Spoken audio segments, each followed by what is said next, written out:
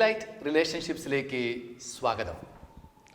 നിങ്ങൾ നിങ്ങളുടെ ജീവിത പങ്കാളിയോടൊത്ത് സംസാരിച്ചുകൊണ്ടിരിക്കുമ്പോൾ ഓഫീസുമായി ബന്ധപ്പെട്ട ഒരു കാര്യത്തിനായി ഒരു ഫോൺ കോൾ വന്നാൽ നിങ്ങൾ എങ്ങനെയായിരിക്കും പ്രതികരിക്കുന്നത്? ചിലർ ജീവിത പങ്കാളിയുമായുള്ള സംസാരം അവസാനിപ്പിച്ചിട്ട് ഫോൺ കോൾ അറ്റൻഡ് ചെയ്ത് അതിൽ മുഴുകും. അപ്പോൾ ഈ പാവപ്പെട്ട ഈ ജീവിത പങ്കാളി സംസാരം അവസാനിപ്പിച്ചതിൻ്റെ പേരിൽ എഴുന്നേറ്റ് പോകും. എന്നാൽ വേറെ ചിലർ ചെയ്യുന്നത് ഇപ്രകാരമാണ്. ഫോൺ കോളിൽ കാര്യം തിരക്കും, എന്താണ് പ്രധാനപ്പെട്ട കാര്യമാണോ എന്ന്. അത്ര പ്രധാനപ്പെട്ടതല്ല എങ്കിൽ അദ്ദേഹത്തോട് പറയും, അതെ, ഞാനൊരു പ്രധാനപ്പെട്ട മീറ്റിങ്ങിലാണ്, എന്നെ അരമണിക്കൂർ കഴിഞ്ഞിട്ട് വിളിക്കുക. എന്നിട്ട് അയാൾ ഫോൺ കോൾ കട്ട് ചെയ്തിട്ട് ജീവിത പങ്കാളിയുമായിട്ടുള്ള സംസാരം തുടരും. അങ്ങനെ ചെയ്യുമ്പോൾ ജീവിത പങ്കാളിക്ക് വലിയ സന്തോഷം അനുഭവപ്പെടും. കാരണം ഇയാൾ എന്നെ ഇത്രമാത്രം പരിഗണിക്കുന്നു, ഇത്രമാത്രം സമയം എനിക്ക് മാത്രമായി നൽകുന്നു. അത് അദ്ദേഹത്തെ സംബന്ധിച്ചിടത്തോളം വളരെ വിലപ്പെട്ട ഒരു കാര്യമാണ്.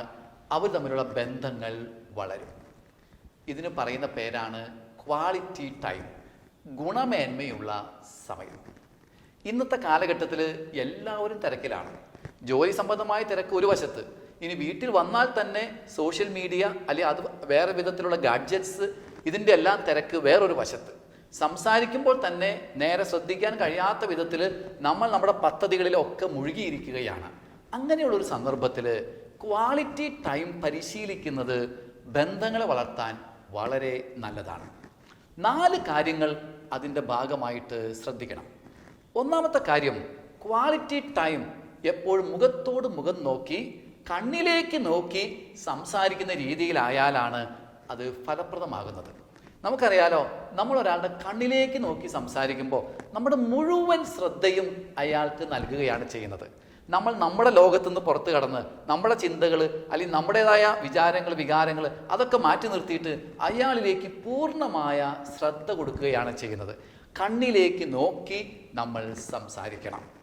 രണ്ടാമതായിട്ട്, നമ്മൾ സംസാരിക്കുന്നതിൻ്റെ ഉള്ളടക്കം നിർണ്ണയിക്കണം. മറ്റുള്ളവരെ കുറിച്ച് ഒരുമിച്ചിരുന്ന് കുറ്റം പറഞ്ഞാൽ ക്വാളിറ്റി ടൈം ആവില്ല. രാഷ്ട്രീയം പറഞ്ഞുകൊണ്ടിരുന്നാൽ ക്വാളിറ്റി ടൈം ആവില്ല. വ്യക്തിപരമായ വിഷയങ്ങൾ സംസാരിക്കണം.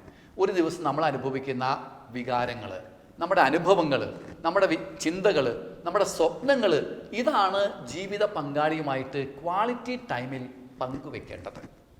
മൂന്നാമതായിട്ട്, ഇപ്രകാരം പങ്കുവെക്കുമ്പോൾ സജീവമായൊരു ശ്രവണം ആവശ്യമാണ്. ചുമ്മാ ഇരുന്ന് കേൾക്കുന്നതല്ല, കേട്ടു എന്നുള്ളൊരു ഉറപ്പ് സംസാരിക്കുന്ന ആൾക്ക് നമ്മൾ കൊടുക്കണം. അത് മാത്രമല്ല, സഹാനുഭൂതിയോടെ ശ്രവിക്കണം.